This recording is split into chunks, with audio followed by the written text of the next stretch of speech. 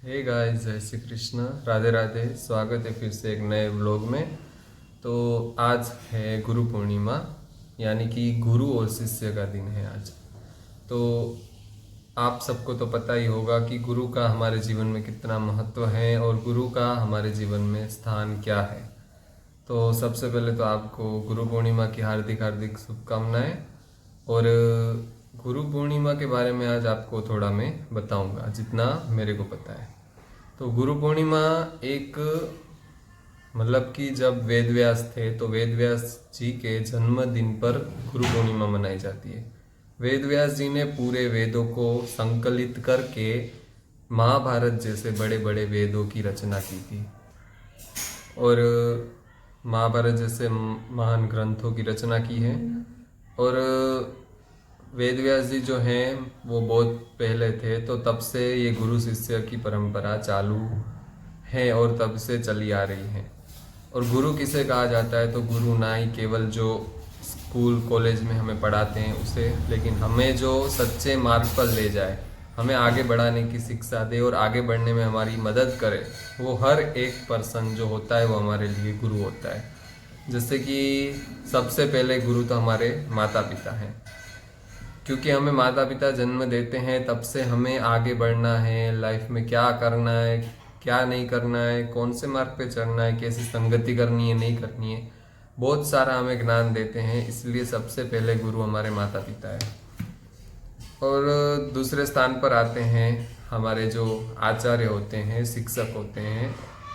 तो वो हमें जब हम स्कूल में जाते हैं तब से हमें लिखना, आगे बढ़ना, आगे लाइफ में क्या करना है कैसे करना है, कोई भी हमें प्रश्न होता है या फिर कोई भी हमें मुश्किल होती है, तो वो हर में हमें साथ देते हैं और हमें आगे बढ़ने की या फिर उस हमारा जो प्रश्न होता है उसका जवाब देके हमें आगे बढ़ने की सलाह देते हैं।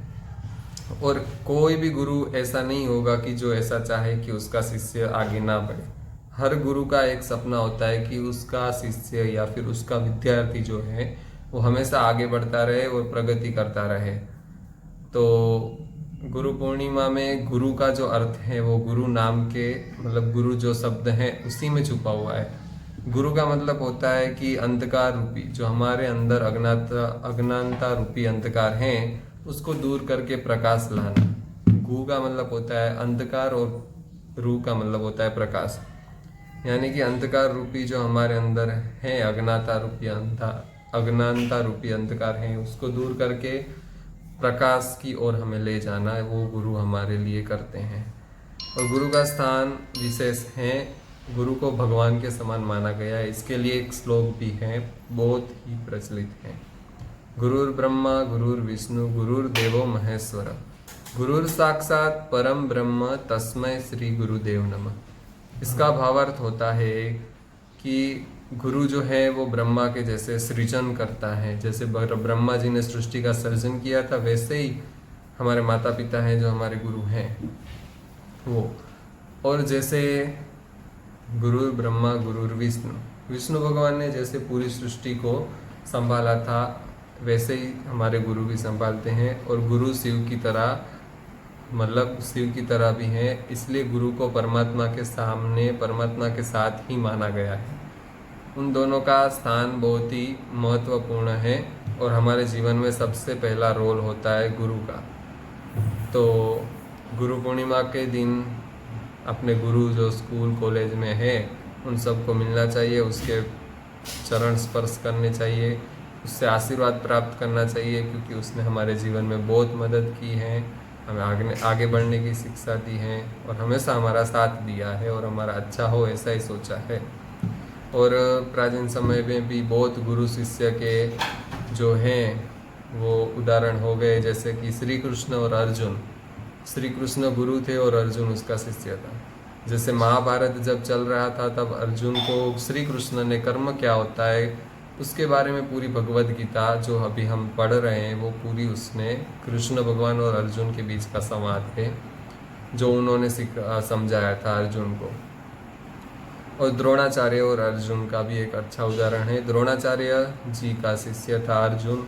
अर्जुन ने द्रोणाचार्य जी के पास से एकदम अच्छे से धनुर्विद्या सीखी। और द्रोणाचार्य ने पूरे भाव से, पूरे मतलब अपने पूरे भाव से उसको धनुर्विद्या सिखाई, और वो आज सबसे अच्छा धनुर्विद्या में योद्धा है अर्जुन।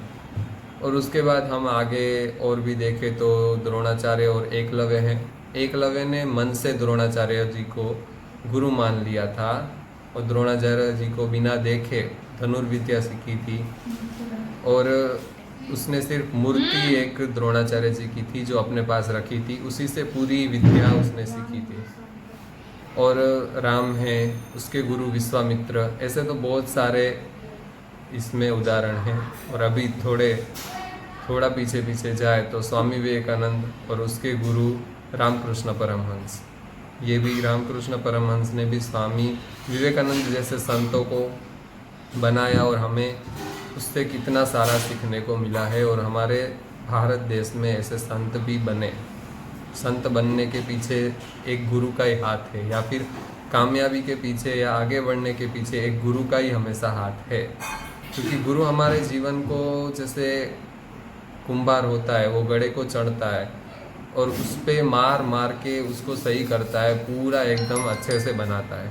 वैसे ही गुरु हमारे जीवन में भी हमें अच्छे अच्छे संस्कार दे के, सब अच्छा बता के हमारा चढ़तर यानी कि गढ़तर करते हैं। और अगर गुरु हमारे जीवन में ना हो तो हमें शिक्षा कौन देगा, हमें सच्चे मार्ग पर, कौन से मार्ग पर चलना है वो हमें कौन बताएगा। इसलिए बिना गुरु के जीवन चल ही नहीं सकता। सबसे पहले हमें गुरु, हमारे गुरु होते हैं, वही हमें अच्छा राह दिखा सकते हैं।